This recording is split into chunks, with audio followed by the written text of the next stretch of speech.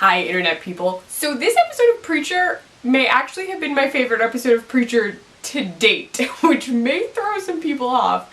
It's really because I am super enjoying Cassidy's aspect of this episode so very much that I adored it. But okay, so this episode, Tulip is still dealing with her Saint of Killers issue and not sleeping. Jesse has decided to start looking for God on YouTube because he's run out of places to look, and Cassidy is, nursing Dennis back to health. Yeah, that's it. That's just helping him get healthy. Okay, so what's super funny though is when Cassidy and Jesse are talking and Jesse's like going off about how they need to find God because it'll be chaos if they don't find God, Cassidy is cutting open a blood bag. It's frozen. He's putting the blood in a thing, like a pot on the stove to defrost it and heat it up like a freaking can of soup.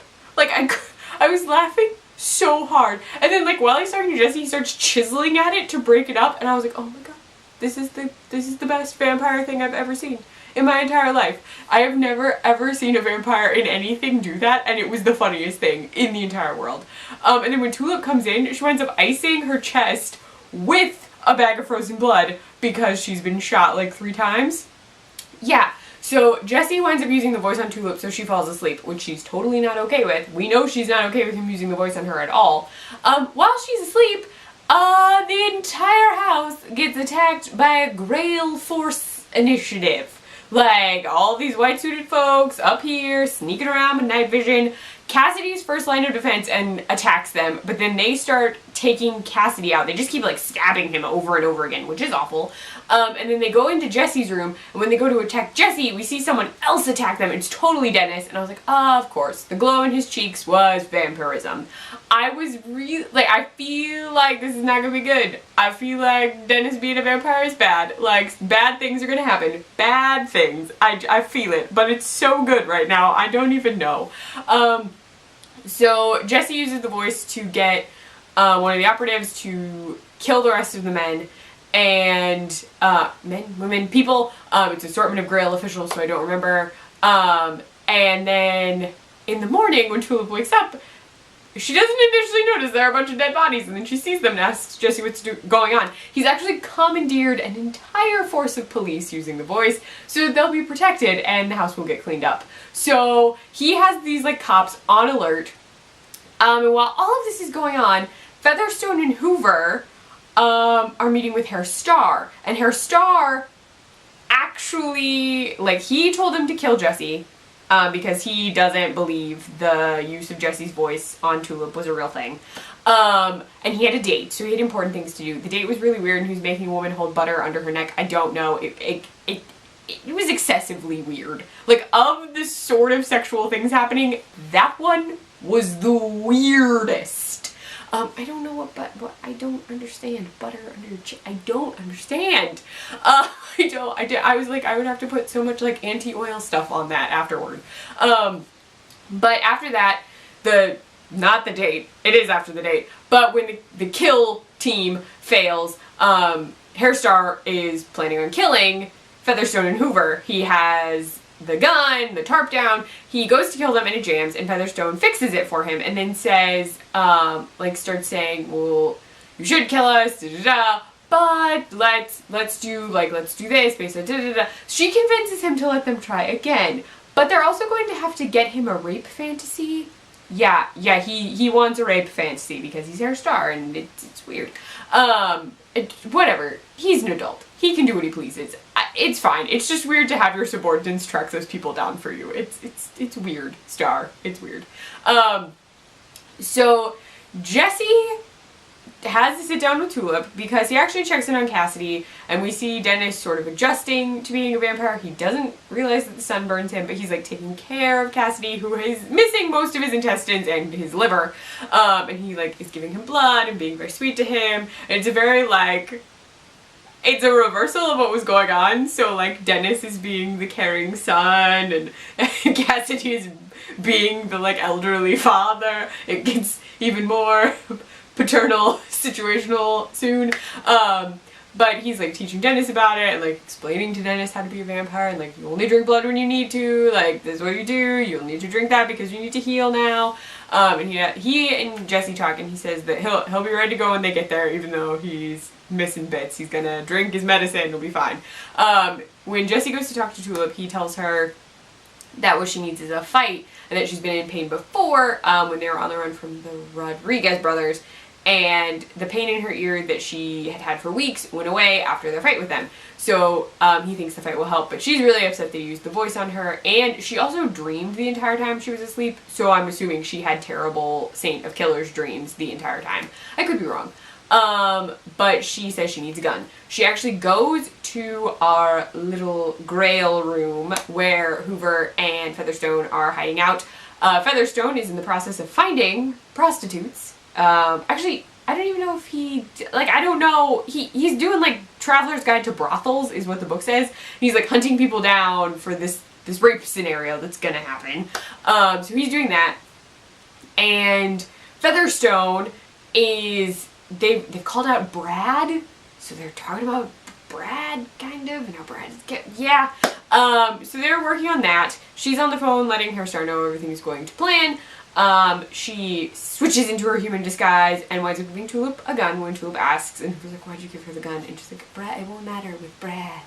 And literally the whole time I was like, what is Brad? Like, who's Brad? What is going on with Brad? What? And so Tulip has a gun, they're all on high alert, the cops that Jesse has commandeered are on high alert. While all of this is going on, Hairstar has decided to look at Jesse's file because he was on his computer looking at prison layouts, and then this like pop-up thing with a cat says, do you like cats? Pops up, and he keeps hitting no, and then it winds up like popping all over his screen. I mean, okay. Do none of the Grail people like cats? This will come back up, I'm just saying. But like he keeps hitting the button, and then it pops back the video footage of Jesse, and he sees him talking about God and order and how he's looking for God, which convinces him to look at Jesse's file. So he's like reading Jesse's file, and then that's all going on. Back at the house, they're all on high alert.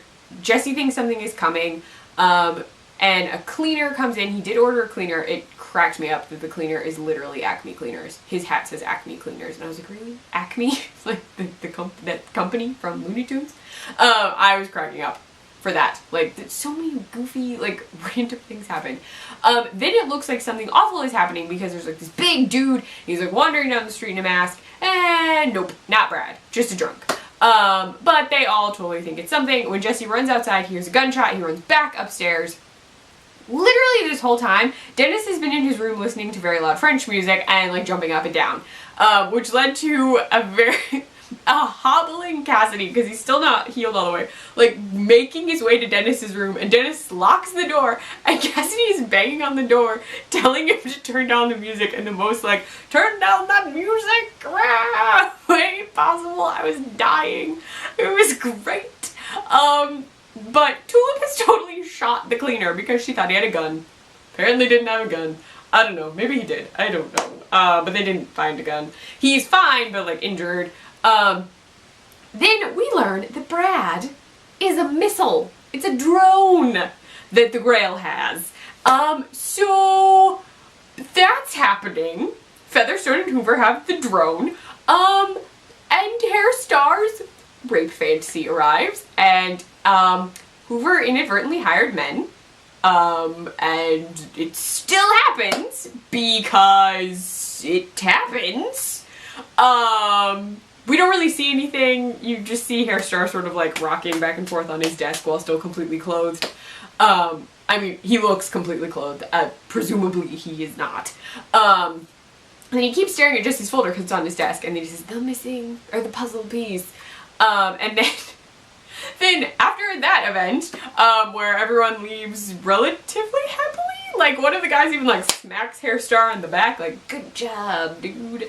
Hairstar says call off the drone, and Hoover can't, he's like, it's already sent, like, I don't know. And so like Featherstone takes over, and she takes over the computer, and the pop-up pops up again, and literally she doesn't like cats either. Why don't they like cats? Is there a reason? Cats are adorable. If they'd pushed yes, would the pop-up have gone away? That's what I want to know. But Featherstone redirects it, even though this pop-up is making super difficult, and blows up Harry Connick Jr.'s house. Or at least aims for his house. Presumably blows up his house. So that happens, but none of them see the like crazy mushroom cloud because no one's looking out the window. Then Jesse, it says a week later, he lets all the cops go and to forget everything, so that happens. And then he goes to a bar, and Hair Star goes to the bar to talk to Jesse and says he can help him find God. So things are happening next week. We're gonna find God, or try to find God. The Pope is there. I saw a Pope, so there's that.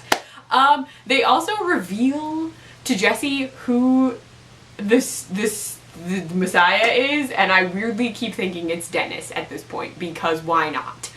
Because it's apparently Dennis's early birthday next week, and that's gonna lead to some really awkward Dennis consequences, and I keep thinking that Cassidy is now going to have to kill Dennis, his vampire son, because I'm pretty sure he does not have the mental capacity to be a vampire. Not in a bad way, but like, he drinks way too much blood way too fast, and I feel like he's bloodthirsty and he's going to turn into a monster.